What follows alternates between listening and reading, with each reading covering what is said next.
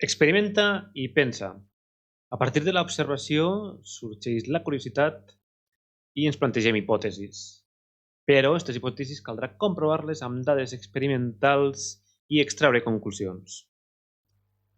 A tot aquest procés se li diu mètode científic i cal sempre replegar-lo per a que altres persones puguen saber el que estem fent.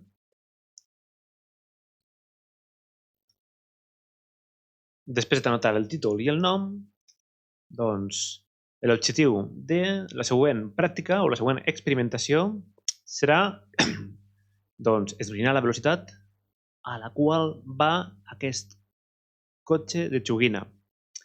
He comprovat que va sempre a una mateixa velocitat i va en línia recta. Per tant, podré fer-ho amb el que he après fins ara del moviment rectilini uniforme.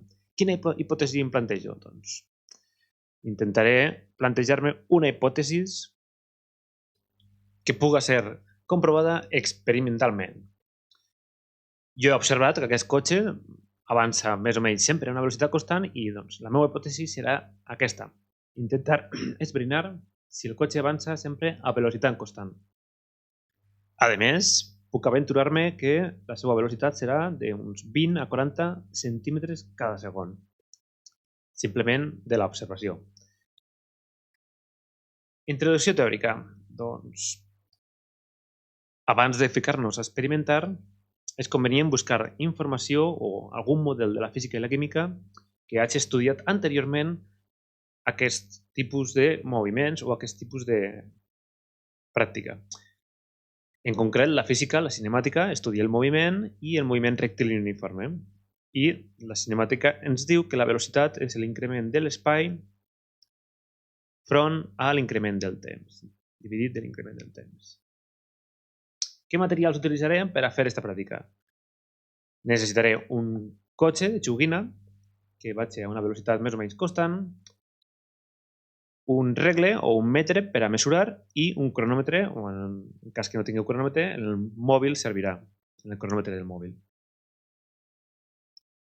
Com ho faré? Doncs agafaré el cotxe i faré divisions en terra a la distància que jo vulgui. Per exemple, jo he ficat 20 centímetres cada divisió. Agafo el regle i vaig mesurant. 20 centímetres, 20, 20... Molt bé. Ara dibuixaré una tauleta o a la meva llibreta per agafar les dades. I aniré anotant, doncs, la primera divisió és 0, la distància 0, la segona 20, 40, 60... Aniré anotant quan ficaré el cotxe en marxa, si pot ser com més lluny de la línia 0 millor, per a que el moviment intenta ser constant, ja que al principi sempre el moviment del cotxe serà un poc més accelerat o menys accelerat. Engego el cotxe i quan passe per la línia 0, engegaré el cronòmetre. Quan passe per la línia 20, doncs mesuraré el temps i l'anotaré per la 40, per la 60, el mateix. Compte perquè l'experiment és prou ràpid i doncs, l'haurem de repetir almenys 3 vegades. Per això he anotat temps 1, temps 2, temps 3. L'haurem de repetir perquè l'experiment passa molt ràpid i l'error doncs, serà bastant gran. Ja el veurem. Dades. Doncs som allà. Anem a agafar les dades. Engego el cotxe, si pot ser una miqueta més darrere. Estic preparat i quan el cotxe passe per aquí començaré a cronometrar. Doncs som-hi. Vinga. Primera dada, ja. 4 segons, 4,43 segons. Ha trigat el cotxe a fer aquest recorregut. Com hem dit, repetisc l'experiment 3 vegades i el que faré serà la mitjana dels 3 experiments. Agafo 0,66, 0,60 i 0,66, ho sumo i ho dividisc entre 3 i em dona 0,64. El mateix aquí, doncs el mateix 2,62 més 2,66 més 2,66, ho sumo i ho dividisc entre 3 fins al final. Bé, no ho he dit, però ja estic en la part de tractament de dades. l'experiment ha sigut molt ràpid i estic en tractament de dades. Quin objectiu tenia en aquest experiment? Doncs esbrinar si la velocitat era constant del cotxe i quin valor té la velocitat. Com calculo la velocitat? La cinemàtica ens diu que la velocitat és l'increment de l'espai en un increment de temps. Podria calcular la velocitat només amb una mesura? Sí, ja que tinc el valor inicial 0 i el següent valor. Tinc l'increment de l'espai? Sí, 20 menys 0. Tinc l'increment de temps? Sí, 0,64 menys 0. Puc calcular la velocitat? Sí. En el cas inicial és 0 i en aquest cas que estem comentant és 31,25. Ens hem de conformar només amb una velocitat? No. Per què m'ha agafat tantes dades? I no només m'ha agafat una. Doncs en qualsevol experiment sempre és convenient agafar el màxim nombre de dades possible, ja que d'aquesta manera l'error disminuirà. Per tant, podem calcular la velocitat d'aquesta manera, una per una, i fem la mitjana. Com s'obté la mitjana? Sumant tots els valors,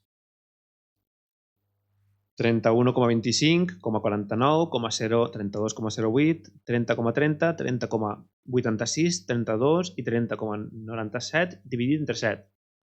Observeu que d'una mesura a una altra varia.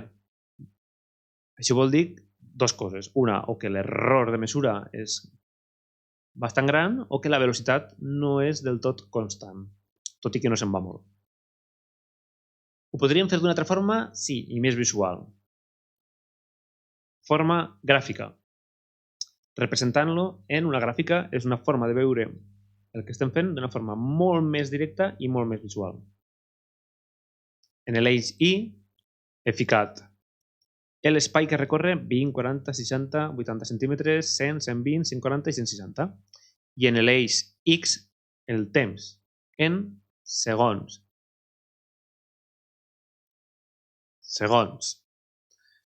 Vaig a representar els valors. Com represento? Doncs, primer valor. En l'eix Y he representat l'espai X, doncs 0. Quin temps mitjà té subíndex M és la mitjana d'aquests temps.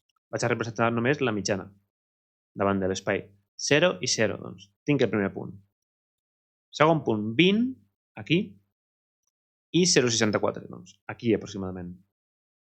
I així vaig representant tots els punts, un cop el tinc, agafo un regle i com això és una línia recta, doncs intento fer una línia recta passant pel màxim nombre de punts.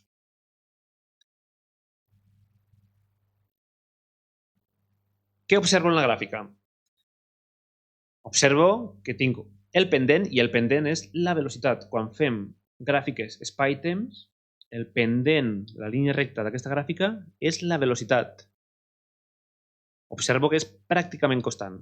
Doncs ja puc anticipar que la meva hipòtesi inicial és correcta. Com puc calcular a partir de la gràfica la velocitat? Abans ho he calculat d'aquesta forma, però vull també calcular la velocitat per a comprovar a veure si ho he fet bé a partir de la gràfica. Com ho faig? Doncs si sabem que el pendent és la velocitat i sabem que matemàticament podem calcular el pendent d'aquesta forma, agafant dos punts de l'eix Y, on està l'espai, i agafant dos punts de l'eix X, on està el temps, puc saber el pendent. Aquesta expressió és una expressió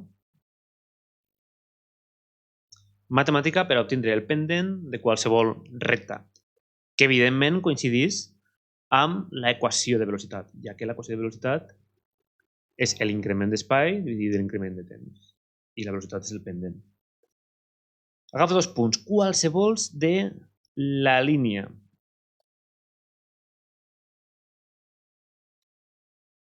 Intento agafar algun punt que sigui fàcil de llegir. Podria agafar un punt d'aquí, o d'aquí, o d'aquí, qualsevol punt. He agafat aquest per a 40 centímetres, dividit x final, i una altra x, molt fàcil d'agafar la dada, la d'inicial, 0. Temps final, doncs aquest, baixo cap a baix, i tot i que és una miqueta més complex de llegir,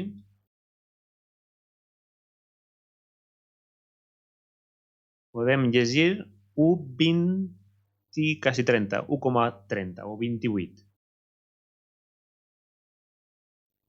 I el temps inicial, el mateix, a l'origen de coordenades.